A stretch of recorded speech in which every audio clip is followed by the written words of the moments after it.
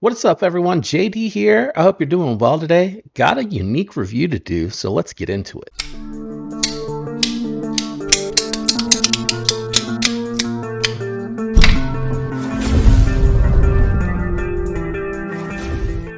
Why is today's review unique? Well, we're actually going to be looking at a couple of fixed blades, guys. First and foremost, we got the Kizer Cobbler.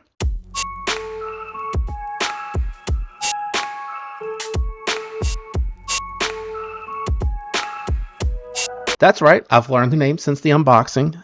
Very interesting little neck knife slash pocket fixie, very thin. The way that this one's designed, it looks like it's meant to have paracord wrapped on as a type of handle, but you probably could do multiple handles. And I'm just going to, for the moment, set the sheath aside. And then we have a more full-sized knife in the Oknife Fortitude.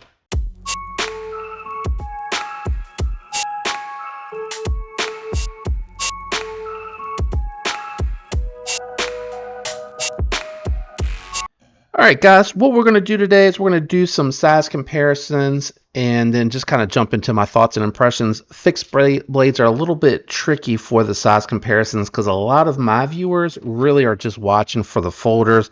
Some are a little into the fixed blades, but let's go ahead and do some size comparisons. I'm going to do a couple folders first. Here's a couple of full size in my inventory. We got the Vero Engineering Nova, and then we got the Kunwu Padre.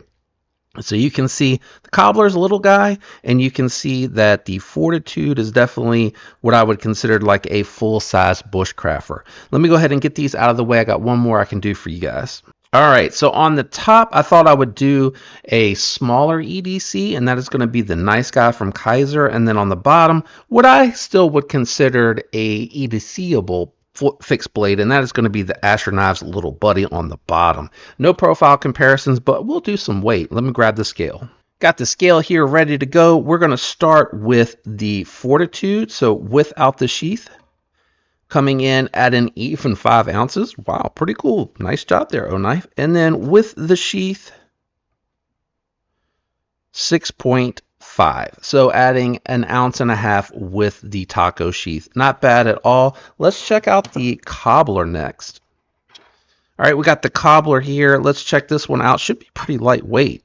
Yeah, 1.5 as it changes its mind. And then with the sheath, coming in at 2.7. So not bad. You got that steel pocket clip on there, really adding some weight to the Cobbler.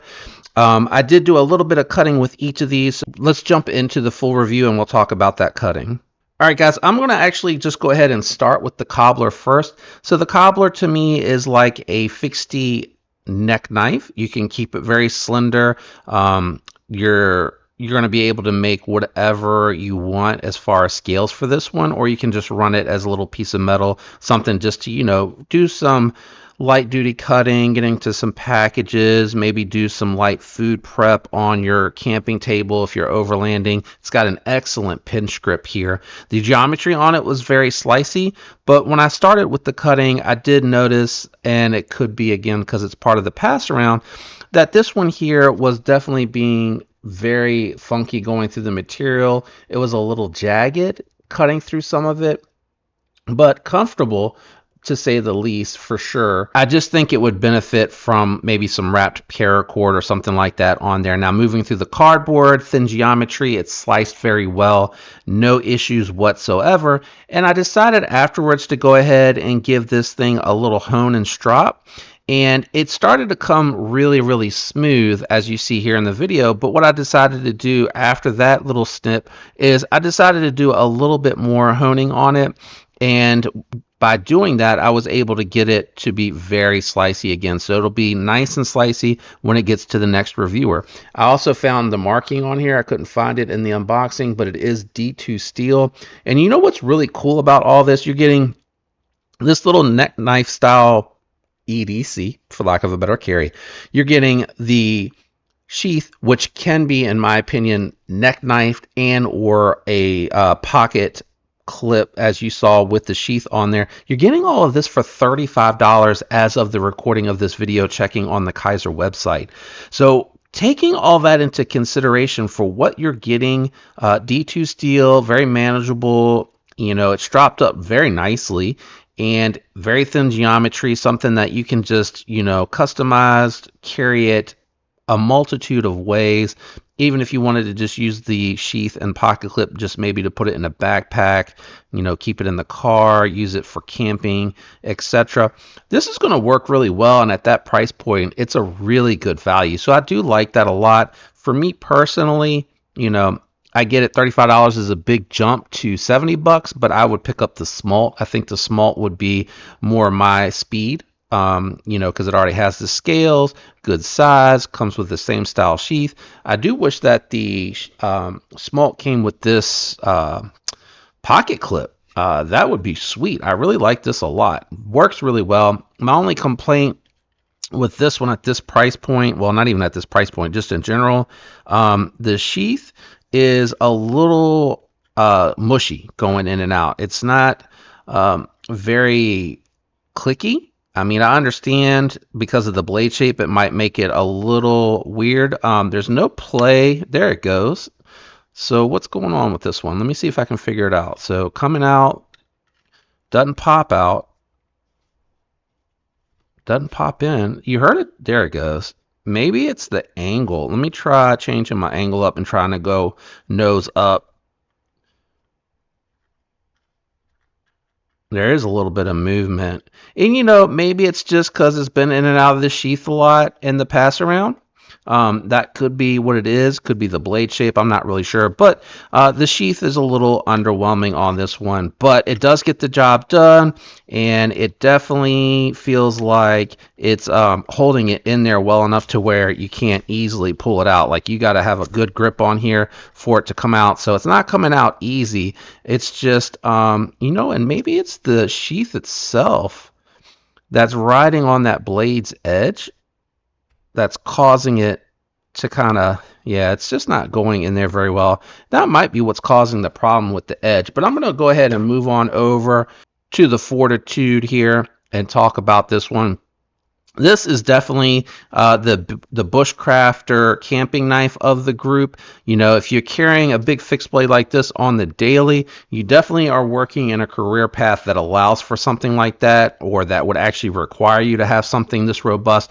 But very interesting knife. So I started just because I was curious to see how the edge was. I wasn't sure how many reviewers went before me and what they may have done to try to test this S35VN from Oknife, which I think Kizer's the OE for Oknife. Sorry, I got sheath stuff all over my hands.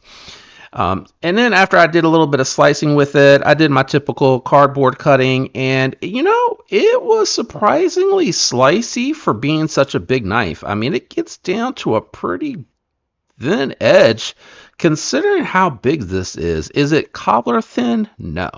But very comfortable ergos. After I did a little bit of cutting through the cardboard, I decided to go ahead and move over to a small piece of wood that I just had laying underneath my bench. As you can see here, it's a little dirty, chipped up piece of wood that I had laying around. And I went ahead and decided just to really try to push that edge, do a little bit of whittling, nothing major. Just wanted to, again, try to test and push the edge a little bit for you guys.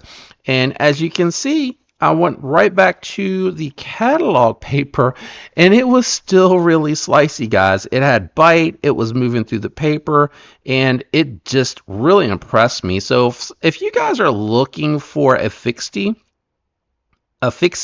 this is one I would definitely consider. I know for fixies, I really don't care a huge amount about aesthetics. I think the G10 and micarta on here are fine. It's not my favorite color combo, the yellow and the green. For me, I would have just done black G10 or maybe green G10 for that green micarta, but the micarta is done very nice. It feels like something Kizer did as far as the micarta is concerned, and it's coated, which should protect from corrosion.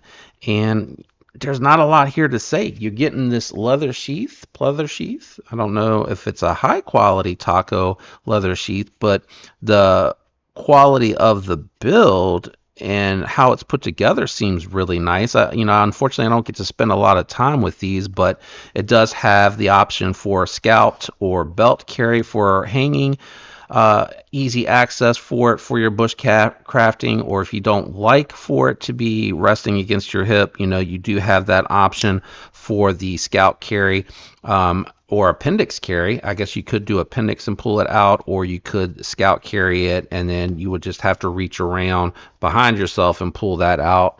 But you would be pulling it out upside down. Sorry, I was just double checking to make sure. Or if you're left-handed, this is going to be great for you. It's going to be perfect scalp carry. You're going to be able to easily undo it and pull it on out. No issues whatsoever. I know fixies are not really a big part of my viewers' normal consumption as far as EDC gear, but it is interesting to me, especially because I do think at some point in time I'm going to get into a little bit of overlanding stuff, but I'll don't worry, I'll do that stuff on my other channel, not this particular one, because I do keep this devoted to like everyday carry gear, and I'll be overlanding on the weekends. Two very different fixies for you guys to take in today. Just let me know what you think. The Cobbler, to me, I think would probably be the most interesting for my typical viewer, and I think a few of you out there might be really surprised by this Fortitude. Like, it really surprised me a ton. I was not expecting it to do so well. Thanks for tuning in to this point of the video. I do appreciate you guys hanging out with me. If you enjoyed, do me a favor on your way out, leave a like. If you're not subscribed, consider subscribing. I'd love to have you guys follow along, and a very special thank you to you guys that are channel members. That really does help a ton. I appreciate that layer of support. I do not take that for granted. I love you all. Hope you have a fantastic week, guys. I'll catch you on the next one. Peace.